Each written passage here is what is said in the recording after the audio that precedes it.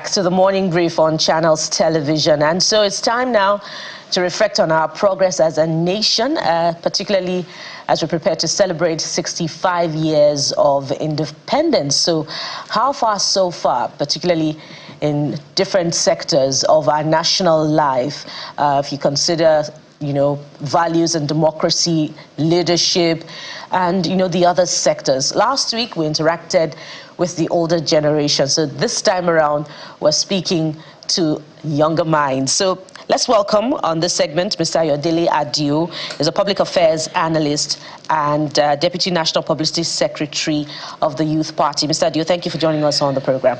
Thank you for having me. It's good to be here. And we also have joining us virtually Mrs. Kemi Shitu. She's a public affairs analyst. Thank you for joining us on the program, Mrs. Shitu. Thank you for having me. It's a pleasure to be here. Brilliant. So perhaps we should start from the oil sector as we reflect on our progress, since we're, just coming off of the conversation on the trade war between Dangote Refinery and the marketers and the unions. Many years down the lines, we went through regimes of petrol scarcity, refineries that were not working, and we've transited to a private model where we have a homegrown domestic refinery, and this is where we are yet again. Of course, don't forget that it's side by side with the very unsettling conversation on the Port Harcourt refinery. What are your thoughts on these pockets of progress and, 2 steps forward and 1 step backward? Let me start with Kemi. Well, it's saddening that we find ourselves in this position as a nation. It's what I would describe as a catch-22 situation, because we need the unions, but at the same time, we need Dangote Refinery. For the first time in years, we are not just exporting crude oil, we're also exporting, finished product, petroleum products, even to the U.S., and that's a major win for Nigeria, regardless of how we look at it. Yes, I listened to the last interview where they were saying, Dangote has the penchant for being for monopolistic whatever, but at the end of the day, if we look at it in the generality of all Nigerians and for all Nigerians, we cannot wish away the Dangote Refinery since we couldn't get our own NNPC refineries to work. It's a major asset for Nigeria. However, on the part of the workers also deserve a right to come together, so that they can push for causes that are in their best interest. Because you really cannot trust employers all the time to do what is best for the workers. The employers will do what is best for their own companies and for their own investment. So here we are with 2 elephants fighting, and of course it's Nigerians that are suffering. So one will hope that perhaps the presidency, the federal government in itself, will step in and give or read the riot acts to both of them. Both of you have to put your acts together. You're not going to destabilize the country, as a result of this union. I also think that the unions have to take it easy. Right. The Yorubas say that the solution to a headache is not cutting off the head. So in a situation like this, the unions have to look at the best interest for Nigerians, for the workers, in such a way that they do not turn the people against themselves. Because as it is right now, if the scarcity bites harder, people are going to feel that the union is against them. And then the people will revolt even against the union. And we risk going back to the days of Abacha, where the unions were proscribed because they were said not to be in the best interest of Nigerians and the government at that time. So in my personal opinion, I would say, are there other ways to resolve this conflict without necessarily grounding the entire operations? 650,000 barrels refinery is not the kind of thing you want to shut down, because to come alive alone, it takes a lot. So you're not going to try to, shut all of that off. Are we trying to go back to the days when all we did was import petrol and all that we needed, and we were held to the jugular, we're held by the jugular, by the subsidy, by the people bringing in fuel. So it's a catch-22 situation. I will say the unions should tread carefully. The people are beginning to feel that Dangote is on their side because he's bringing down the petrol price every now and then, supplying fuel to filling stations, at no cost and all of that. So now it's like the people against the union. The unions have to tread carefully, but we also need the unions. Oh, well, she says conflict resolution is the bane of it. What are your thoughts on this? Well, I guess this is a bit reflective of the Nigerian challenge that we face, today, and our inability to focus on what is most important at every point in time. You have one of the highest unemployment situations in the world, one of the highest poverty crises faced by any nation on earth. We are producing more poor people than most countries in the world. And so you need jobs, you need private capital, you need an environment that attracts investments into your economy, and you need those investments to create wealth within your nation and provide a ladder, for people to climb out of poverty into the middle class. And if you have a situation where unions are threatening, to shut down one of the biggest or largest refineries in the world, for a basic dispute, then you begin to wonder what the cardinal objective is here for a country that is starving of private capital and investments in the country. Now, you have an industrial court, for goodness sake, and if you have issues to resolve with a company, I think it is better taking up in the industrial court than threatening to shut down, an entire refinery. I mean, the audacity of it all.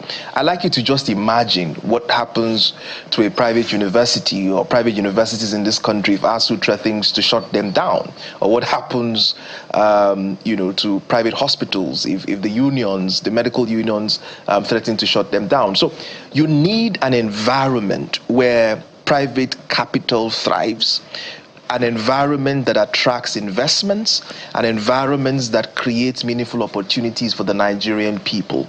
And I believe that this refinery provides that environment. And at every point in a country, you have to always focus on what the most important element is. And at this point in our country, is to drive growth, is to create wealth, is to create jobs for teeming new people, and unions don't do that, right? So I believe that while they have a case, I will not put down $20 billion in any economy, and suddenly I'm going to be threatened by unions to shut my investment down.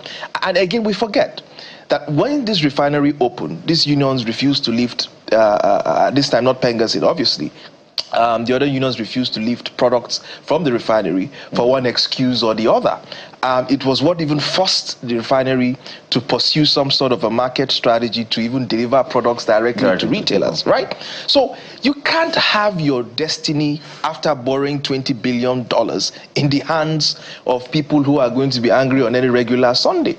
While I understand that rights of workers must be protected and you must treat the Nigerian worker with dignity, what upholds that dignity and what should determine whether a worker's right has been trampled or not are the industrial courts. And so if you feel your rights have been infringed upon, I think you can approach the courts and let the courts rule on that. Yes, Mr. Adodele, let's get to talk about Nigeria 65. We're just a few days to go. I like the fact that you have a shade of green that reminds me of our flag. But I wonder what this particular independence means to you. Well, I'm not sure what it means because it's been the same old story for 65 years. One step forward, 3 steps backwards. We haven't made as much progress as we should as a country. Like I said earlier, we have become almost the poverty capital of the world. In less than 15 years, over 40,000 people have died from terrorism, violent conflicts across the country. Our infrastructure remains broken. We haven't solved any major social problem in our country in the last 50 years. So we haven't made progress as a country. And more importantly, we haven't still resolved the most important question of our country, which is the question of identity, what it means to be a Nigerian. And that remains the bane of our problem in this country. So I just don't know what it means to be 65, especially when we haven't answered the national question. And that's the question of identity, who we are, what we aspire to be as a country, what our worldview is, what our objective is in the world today. And that, I think, eclipses most of the progress that we've made as a country, if any at all. But I hate to sound pessimistic, but, we're 65 what is there to celebrate? What is there to look out for? What is there to... let's hear the views of Kemi. Kemi, I wonder if you agree. Is it a story or a journey of one step backward, forward and 3 steps backward? And of course, and then there's the question of identity, which he has raised, very essential. I wanted to speak to that as well. Okay, I didn't hear most of what you said, but I heard the part where you said, do I agree? Yes, I was asking, do you agree that this has been a journey of one step forward and perhaps 3 or more steps backwards? And then the question of identity as a people, as a nation. Okay. Firstly, I don't agree that we are taking 2 steps forward and 3 steps backward. If we look at where we're coming from, 1966 to 1999, it turns out that we had the military rule. But for the first time in several years, 1999 till date, we have unbroken democratic rule. How we address or how we put forward our democracy is a personal responsibility of all of us as youths, as leaders, as citizens of this country. But to say that we're taking 3 steps forward and 5 steps backward, I will disagree completely with that. We are making progress, maybe not as fast as we hope to, move. But then when you ask yourself, maybe not as fast, the next question will be, whose responsibility is this speed? We live in a country where most people, right, believe that politics is dirty and so they should stay out of it. And I'm glad that the person in the studio, is a member of a political party, right? But then the youth party. But then again, the question will then be, what exactly are the youth bringing on board? Do we have a youth caucus who understand the responsibility of leadership? And do they know what it is that they need to put on the table for them to move from a point A to point B? Do we have more people getting more interested in this democracy to be able to hold leaders accountable, not from without, but from within? So those are some of the questions we need to ask. But personally, Nigeria at 65, I will say that we may not be, it's not Uhuru yet, but we are at a place where we can continue to rise. We can continue to move better. There is no broken democratic rule since 1999. It has not been broken. It means that the leaders that were put in, right, in positions are people that we have chosen to put there. If they are not doing the things they ought to do as they should, then whose fault is it? It's our fault. It means that more people need to get more interested in this political dispensation. More people need to get involved because it is those within the political parties that will get political positions, whether we like it or not. So if we continue to stay outside and the people we feel are not leading us aright are coming inside, they will be the ones to lead us in another 10, 20 years to come. But Nigeria is 65. Congratulations to all Nigerians. I think that we are moving forward.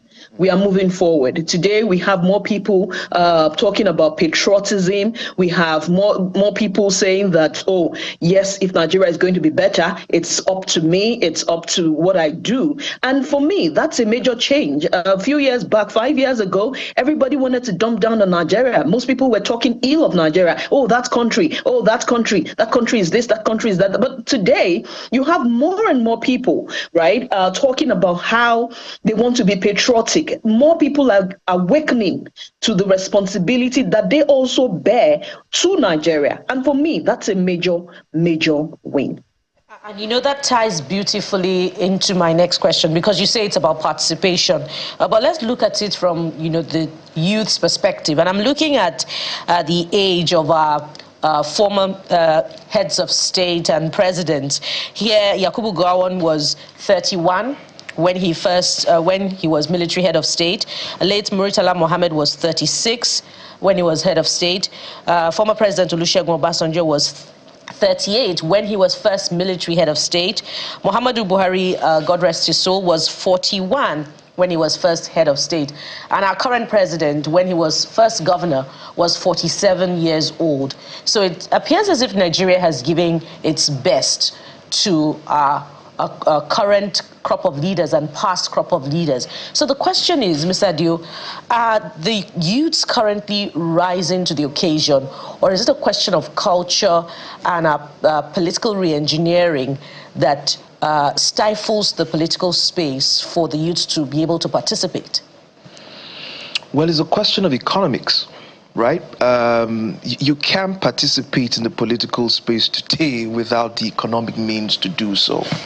And that has been very exclusionary for young people in the country today, because the political space has been highly monetized, right?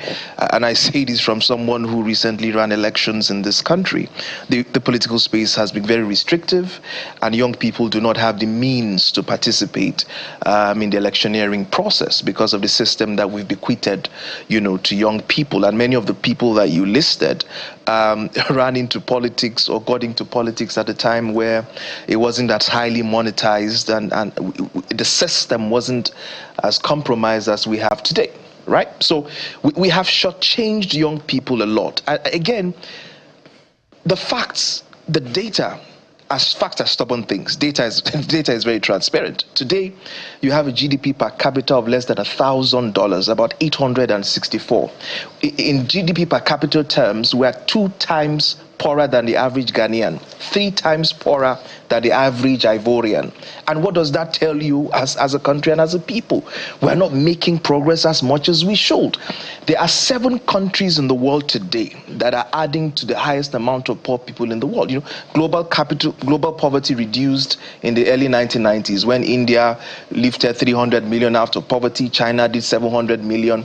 But Nigeria is one of just 7 countries in the world that is pushing more poor people into the world, right? And then between now and 2050, we are likely to create another 18 million poor people. So again, we have to focus on what is important. And while we want to be optimistic as a people, we must tell ourselves the brutal truth so that we can start rolling our sleeves and pulling our socks to do the work that is required to lift our people out of poverty, to build the kind of infrastructure that creates opportunity for private capital, to make our country very secure so that you can travel anywhere we want to do in this country. As a young man in this country, I remember, how old am I? But I can tell you stories of when I could travel from Kano to Kaduna to Abuja on road at night. When you land Kano at 11 p.m. at night, you're hearing people shouting Meduguri Yobe. People enter cars at 12 midnight to go to Meduguri and Yobe. You can't do that today. So there's so many things that hurts me as a person, as a young person, have seen my country deteriorate in a short period of time. And it's saddening to see. You're living in the worst of living crisis. Any man, and I tell you, this also hurts me the most. If you're 40 today, the chances of you owning a home in this country is almost non-existent. As a 40-year-old working class in this country. That was not the case 2 generations ago. We have to round off with our conversation now. What are the positives for you, maybe in 20 seconds or less? Any positives at all when you look at this country at 65? I think that the most important positive for me now will be that there are a lot of young people who are waking up to the responsibility of taking their destinies into their hands and can no longer place that hope in the hands of politicians who have failed them, and are willing to take the bull by the hand and create a path to prosperity for themselves and the generation coming after. And I see that optimism and I see that drive from young people across the country who are willing to do the work that is necessary to save their country from this quagmire. Let's quickly take it to Kemi as well. Perhaps you want to respond to this and maybe a few words to the last question in 60 seconds. Okay, so personally, I think that things are not as bad as they used to be. They can be better, I agree. But if you call me an idealist, I would, own it with pride. I am one of those people who believe that the best of Nigeria is yet to come. When you look at the past leaders and you say, oh, they were young when they got into power, you would also recall that before they got into power, the generation before them were mostly not lettered. They were mostly not literate. Now we have more literate people in, in positions of power. And so the table is shrinking at the top. All right. But that is where, sorry? Yeah, you have 20 seconds. The table is, okay, the table is shrinking at the top. But the one thing we must never forget is that we live in the best of times. In the past, people, to get anything, you had to go to the library. Today, you have the internet at your fingertips. And that means that everybody has a chance to be great at whatever it is that they're doing if they decide to take that opportunity. You have the likes of Flutterwave. You have the likes of... And we must also remember that in most countries, right, it is the entrepreneurs that built the country, not necessarily the government. The government provided, enabling environments. We which we will hope that government will continue to do. But we must not rely wholly. Thank you very much for having me. Thank you so much. Thank you so much for understanding the urgency that we need to wrap up. We've been talking with Kemi Asiko, public affairs analyst, who has come through on this one, and of course Ayodele Adio, a public affairs analyst as well, and Deputy National Secretary of the Youth Party. Gentleman and lady, thank you for coming. Thank you for having us. When we return from this break, it will be time to check on your heart. Stay with us for this one. We'll be right back.